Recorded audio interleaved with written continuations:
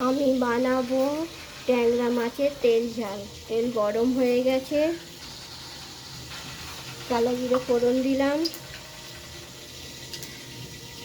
আদা রসুন পেঁয়াজ টমেটো দিলাম, বেকিং মশলা দিলাম। দেখুন বন্ধুরা, মশলা কষা হয়ে গেছে, আমি জল ঢেলে দিলাম।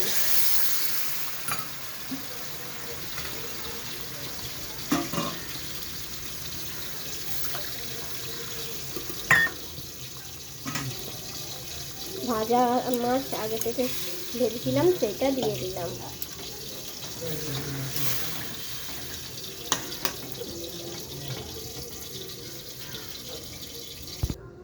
দেখুন বন্ধুরা, আমার ট্যাংরা মাছের তেল ঝাল রেডি। এইভাবে আপনারা বানাবেন, খেতেও খুব ভালো লাগবে।